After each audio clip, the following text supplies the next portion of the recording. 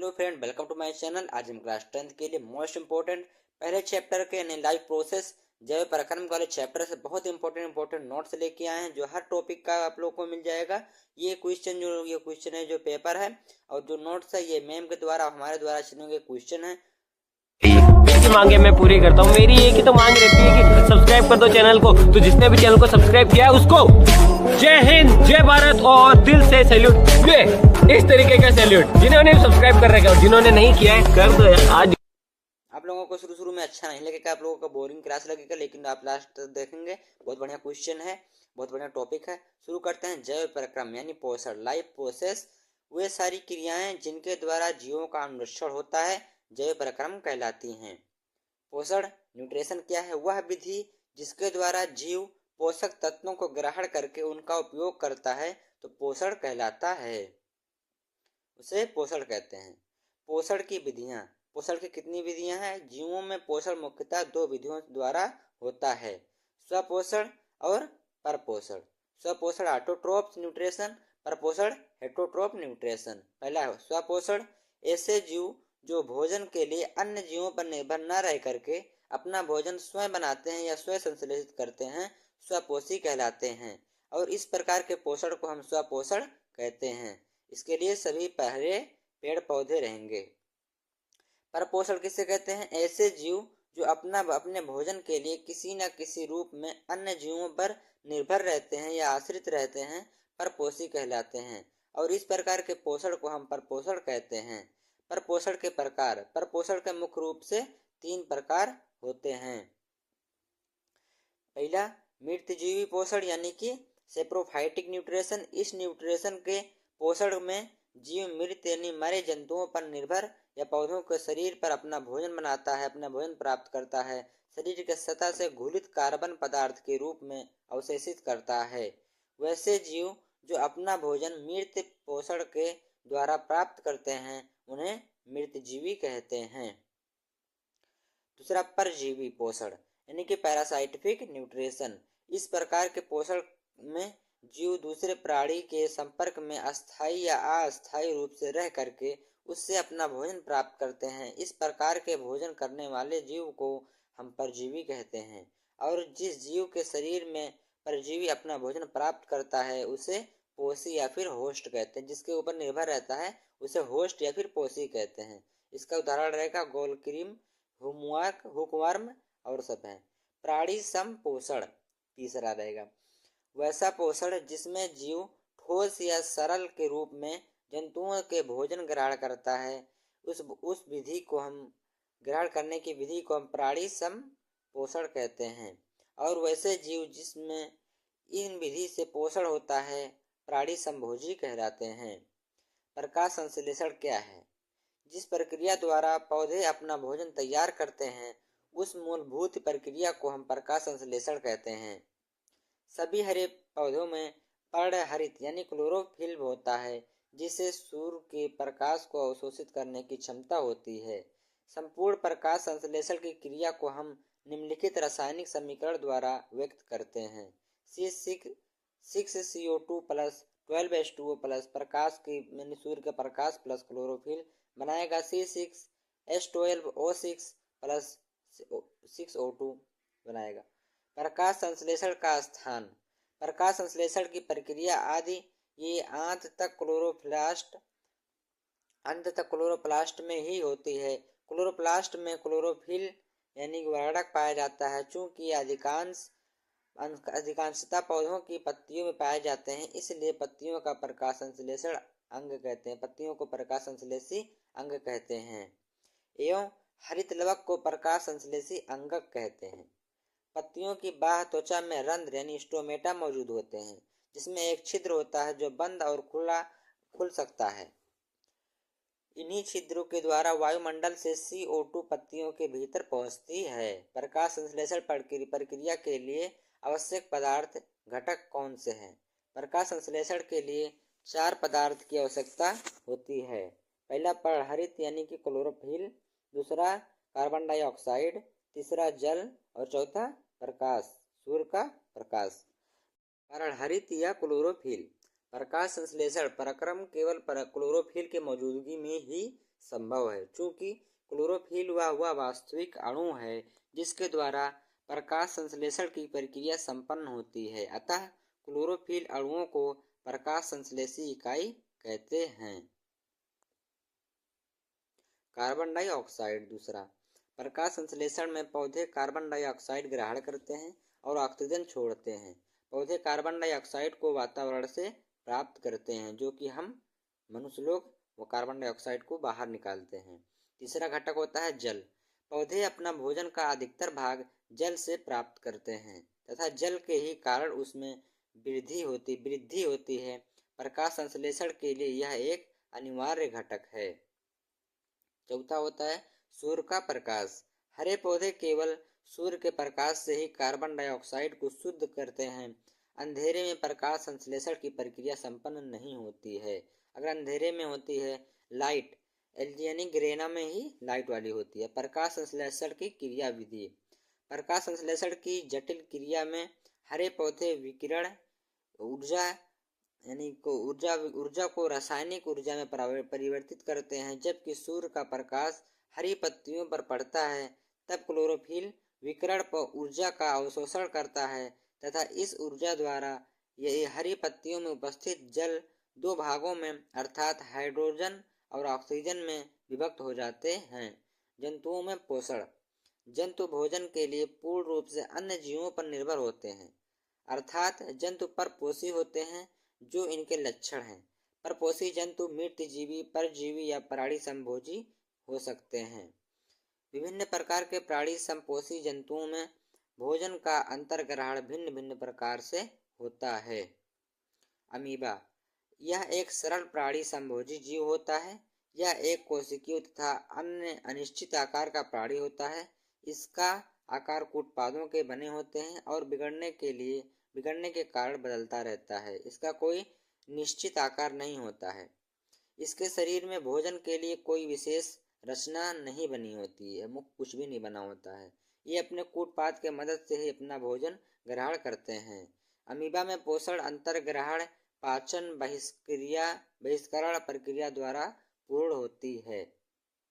इसमें मुंह का कोई संरचना नहीं बना होता है। पैरामीशियम में देख लेते हैं। पैरामीशियम भी एक कोशिकीय प्राणी संभोजी जीव है, परंतु इसका आकार निश्चित होता है तथा इसका शरीर प्रचलन अंगक यानी सीलिया से ढका होता है। पैरामीशियम में भोजन का अंतर्ग्रहण शरीर के एक निश्चित स्थान से होता है, जो मुख गुहा कहलाता है। इसका आकार चप्पल के जैसा होता है और इसमें चलने के लिए सीलिया नामक अंगक होता है, बाल के नुमा होता है। मनुष्य का पाचन तंत्र। मनुष्य तथा सभी उच्च श्रेणी के जंतुओं में भोजन के पाचन के लिए विशेष अंग होते हैं, जो आहार नाल कहलाते हैं। आहार नाल से संबंधित कुछ पाचक ग्रंथि यानी डाइजेस्टिव ग्लैंड होती हैं, जो पाचन के लिए पाचक रस यानी कि डाइजेस्टिव जूस स्रावित करती हैं, जिससे भोजन का पाचन होता है।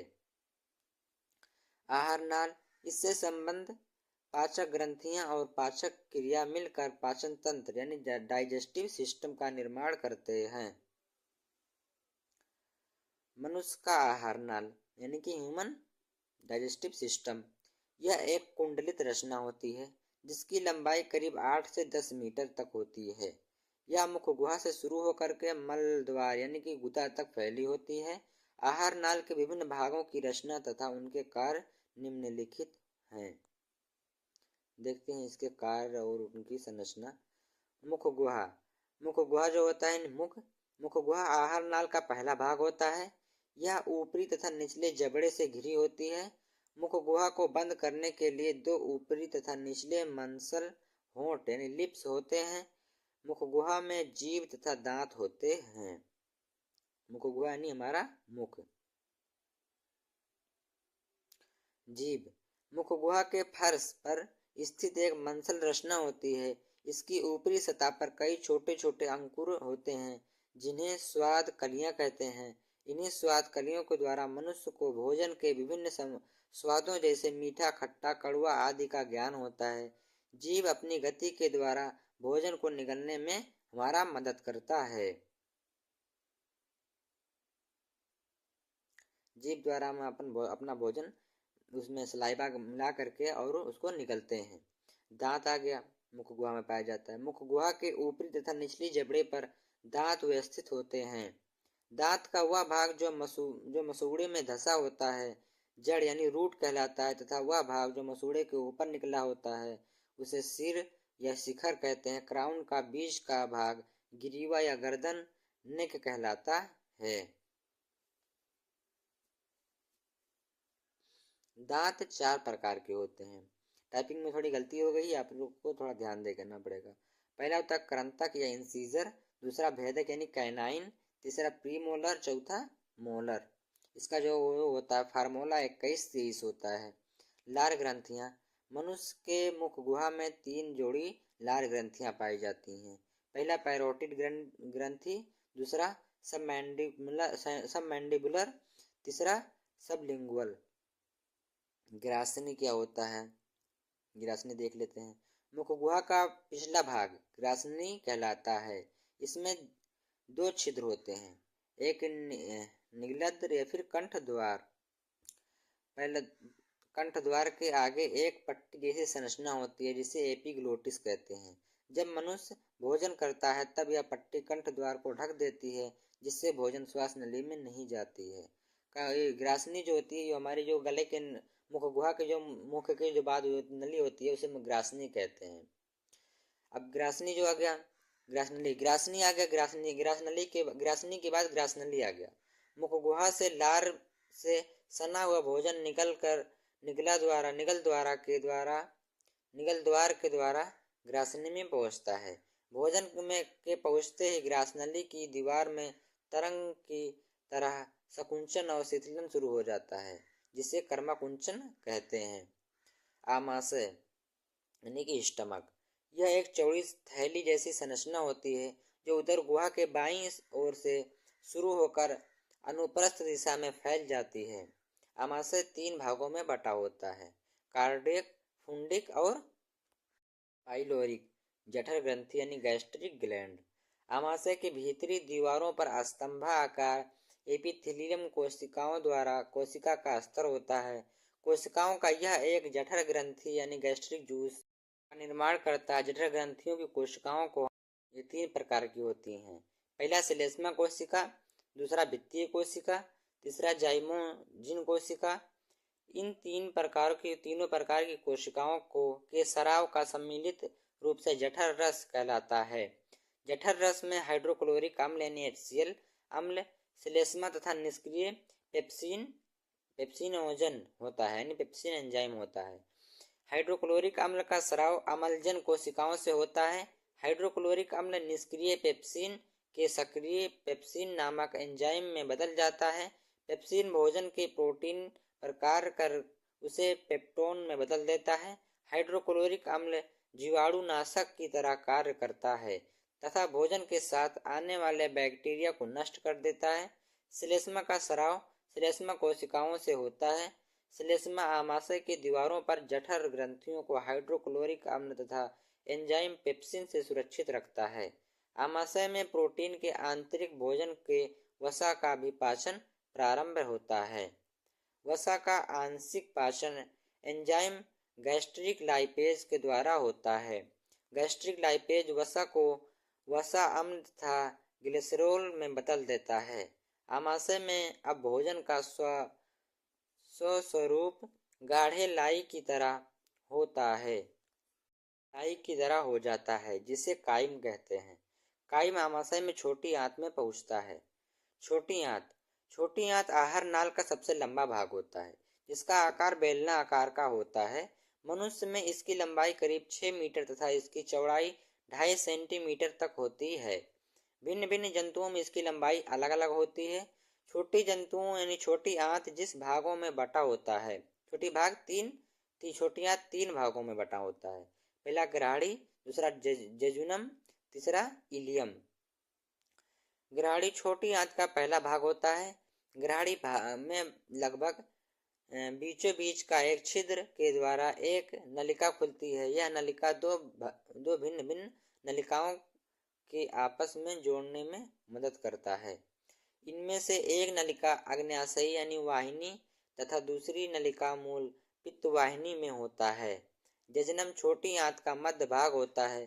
छोटी आंत का अधिकांश भाग इलियम होता है। इस भाग में भोजन का अंतिम रूप से पाचन समस्त होता है।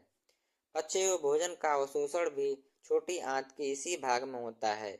छोटी आंत में भोजन का पाचन पित्त रस यानी कि अग्न्याशयी रस तथा आंत्र रस जो क्रमशः यकृत, अग्न्याशयी तथा आंत ग्रंथियों के स्राव होता है की क्रिया को स्राव की क्रिया से ही होती है।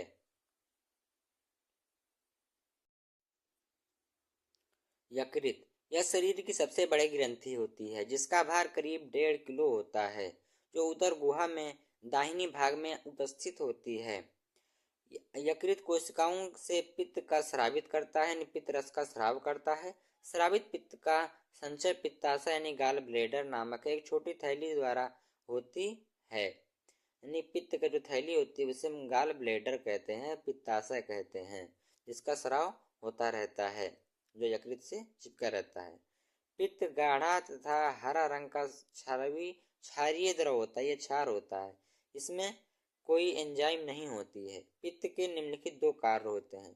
पित्त आमाशय में ग्राहड़ी में आए अम्लीय कायम को अम्लीयता को नष्ट करता है, उसे क्षारीय बना देता है। और पित्त के लवणों की सहायता से भोजन के वसा और विखंडन तथा पैसीकरण होता है। अग्न्याशय क्या होता है? अग्न्याशय के ठीक नीचे तथा ग्राहड़ी को घेरे पीले रंग का एक ग्रंथि होता है जो अग्न्याशय यानी पेंक्रियास कहलाता है। अग्न्याशय में अनेक पतली पतली नलिकाएं होती हैं जो आपस में जुड़ करके एक बड़ी अग्न्याशयी वाहिनी बनाती है। अग्न्याशयी रस में ट्रेप्सिन, एमाइलेज, लाइपेज, न्यूक्लियस नामक एंजाइम पाए जाते हैं। अग्न्याशयी रस के एंजाइम भोजन के अवयवों पर इस प्रकार की क्रिया होती है।